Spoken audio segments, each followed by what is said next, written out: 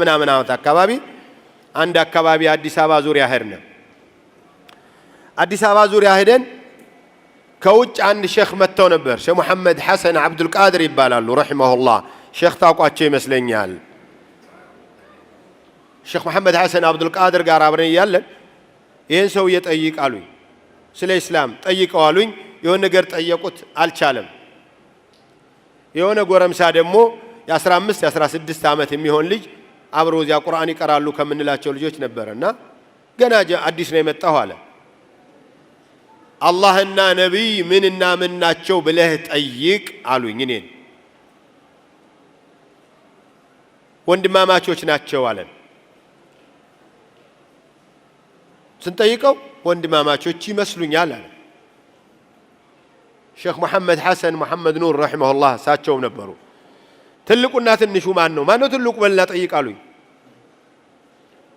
በአረበኛ ነው የሚነግሩኝ። ትልቁ ማን ይመስልሃል አልኩት። ነብዩ ይመስሉኛል አለ። ለምን ነብዩ አለ? ማን ነው የሚነግረኝ ከመሃላችሁ? ነብዩ ብሎ የገመተው ለምን ይመስላችኋል?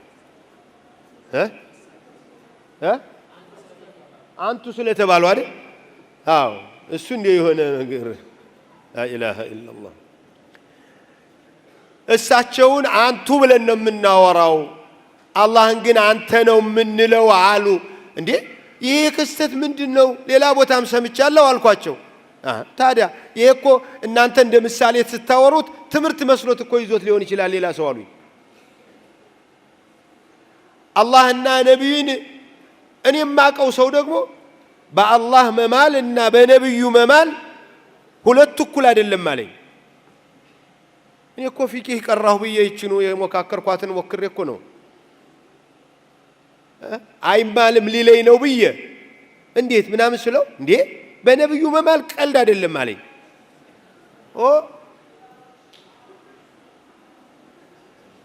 እንዴት አልኩት። በአላህ መማል ነው እንጂ የሚበልጠው አልኩት። አይ አንተ እኮ ያየኸው አላህ መብለጡን ነው አለኝ። አላህማ ሰፊ ነው፣ አላህማ ረሂም ነው። አላህ ቢቀልዱበት ቢዋሹበት ቢከፍሩ ቢያሻርኩ ተውበት አድርጉ ምናምን እያለ ነው የሚያባብለው። ነብዩ ግን ላ የርሐም አሉኝ።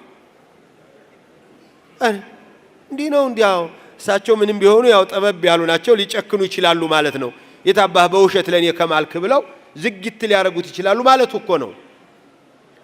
ሸኽ ነው እኮ እኔ ፊቂ ሞክር ያለው እሱ ደግሞ ከዚያ ከፍ ያለ ይመስለኛል። የዛን ጊዜ ሳስታውሰው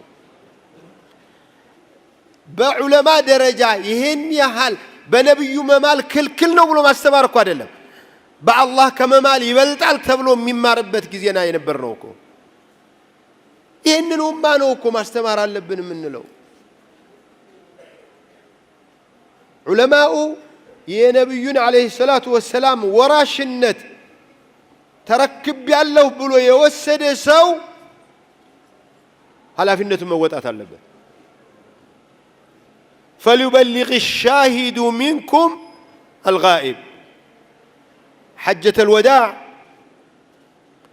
ነብዩ አለይሂ ሰላቱ ወሰላም የሚችሉትን ካስተማሩ በኋላ ያሉ አጋጣሚዎችን ተጠቅመው ካስተማሩ በኋላ ደርሳችኋል፣ ተናግሬያለሁ፣ ገብቷችኋል ኢስላም አሏቸው። አዎ በለግተ الرسالة أديت الأمانة نصحت الأمة አሏቸው። اللهم فاشهد አሉ።